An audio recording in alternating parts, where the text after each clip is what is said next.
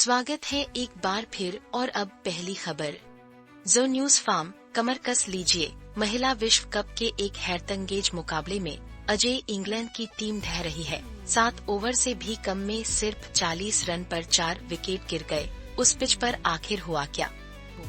पाकिस्तान ने टॉस जीता, गेंदबाजी चुनी और फिर एक ऐसा गेंदबाजी आक्रमण किया जिसने सबको चौंका दिया। इसे देखिए स्कोरबोर्ड। शुरुआती विकेट चिल्ला रहा है। डायना बेग और फातिमा सना ने टॉप ऑर्डर को तहस नहस कर दिया। टेमी ब्यूमोट और एमी जोन्स को जल्दी आउट कर दिया। क्या जबरदस्त शुरुआत है। लेकिन असली चौंकाने वाला मोड़ तो अब आया है। इंग्लैंड की कप्तान नेट साइवरब्रंट, जो अपने शतकों के लिए जानी जाती है, को सना ने सिर्फ 4 रन पर आउट कर दिया और यहीं पर बात और भी पेचीदा हो जाती है। फिर हीथर नाइट एक नाटकीय एलबीडब्ल्यू रिव्यू के बाद सना के हाथों आउट हो गयी। इस ओवरले को देखिए। इंग्लैंड के कप्तान गिरे, पाकिस्तान पूरी तरह से आग लगा रहा है। लेकिन रुकिए, अभी और भी बहुत कुछ है। डीआरएस का ड्रामा हुआ। हीथर नाइट एक एलबीडब्ल्यू रिव्यू से बाल बाल बची। फिर पाकिस्तान ने उनके खिलाफ अपना रिव्यू खो दिया। यह एक रोलर कोस्टर था। इन सब के बावजूद सोफिया डंकले ने अपना 1000वां वनडे रन बनाया। लेकिन दबाव बहुत ज्यादा है। यहाँ का ओवरले, डीआरएस ड्रामा और मील के पत्थर आपको सब कुछ बता रहा है। तो जो न्यूज फार्म अजय इंग्लैंड अब 40 रन पर 4 विकेट खो चुका है। बिना जीत वाला पाकिस्तान ने शुरुआती ओवरों में पूरी तरह से दबदबा बनाया है। यह टूर्नामेंट के सबसे बड़े उलटफेरों में से एक बनने वाला है। तो आपके हिसाब से आगे क्या होगा इस शानदार विश्व कप मुकाबले में? अपने विचार नीचे कमेंट्स में बताइए। एक विवाद से दूसरे विवाद की ओर अगली सुर्खी। ऑनलाइन माहौल गर्मा रही है। जो क्रू कमर कस लीजिए। ऑरेकल ने एक ऐसा जबरदस्त सौदा किया है जो एआई इंफ्रास्ट्रक्चर के भविष्य को पूरी तरह से बदलने वाला है। लेकिन क्या वे टेक दुनिया पर राज करने वाले हैं, या ये एक ऐसा दांव है जो सब कुछ तबाह कर सकता है? आपको इस पर यकीन नहीं होगा कि हमने क्या पता लगाया है। जो क्रू, ये बात सुनो। ऑरेकल के को-सीईओ क्ले मैकगॉर्क और माइक सिसिलिया ने अभी 317 बिलियन डॉलर के भविष्य के कॉन्ट्रैक्ट रेवेन्यू का ऐलान किया है। और ये आंकड़े तो बस चौंकाने वाले हैं। इसका एक बहुत बड़ा हिस्सा 300 बिलियन ओपन एआई के साथ 5 साल के डील से है। कॉन्ट्रैक्ट के इस खास फ्रेम को देखिए जो इस रिकॉर्ड तोड़ भविष्य के रेवेन्यू को दिखाता है। वे अपने अप्लाइड एआई पर पूरी तरह से दांव लगा रहे हैं। वे एक पूरा इकोसिस्टम बना रहे हैं। लेकिन इस कहानी में एक ऐसा मोड़ है जिस पर आप यकीन नहीं करेंगे।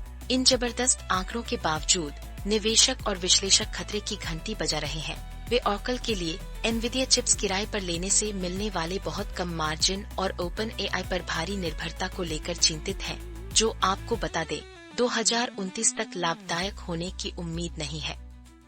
कुसीओ पलटवार कर रहे हैं। उनका तर्क है कि मार्जिन व्यवसाय को देखने का गलत तरीका है। वे इंफ्रास्ट्रक्चर से लेकर एप्लीकेशंस तक एक पूरा अप्लाइड एआई इकोसिस्टम बना रहे हैं और उनका कहना है कि एआई इन्फ्रेंस यानी मॉडलों का वास्तविक उपयोग एक टिकाऊ व्यवसाय है। जैसा कि आप देख सकते हैं, टेक्स्ट ओवरले उनके मुख्य संदेश की पुष्टि करता है।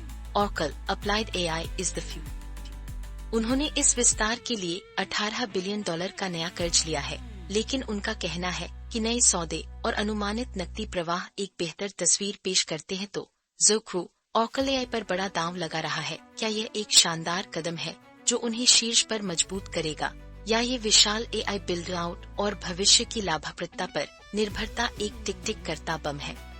इस पर आपकी क्या राय है? अब एक ऐसी खबर जिस पर शायद आपको यकीन करना थोड़ा मुश्किल हो।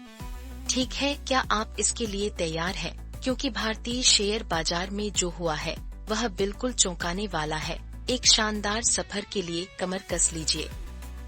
कल ही 15 अक्टूबर को सेंसेक्स सिर्फ बढ़ा नहीं बल्कि रॉकेट की तरह ऊपर उछला, और जब आप बोर्ड पर देखते हैं तो सेंसेक्स 575 अंक उछलकर 82,000 से ऊपर चला गया। निफ्टी 50 भी पीछे नहीं था। 178 अंकों की बढ़त हासिल की। इन आंकड़ों को देखिए, ये तो बस चौंकाने वाले हैं। लेकिन असली मजेदार बात तो ये है, असली पैसा सिर्फ बड़े नामों में नहीं था। हमारे मिड कैप और स्मॉल कैप इंडेक्स ने जबरदस्त प्रदर्शन किया। सेंसेक्स को भी पीछे छोड़ दिया। और सबूत यही आपके सामने है। बीएसई फर्मों का बाजार पूंजीकरण चौंका देने वाले 4 लाख करोड़ रुपए बढ़ गया।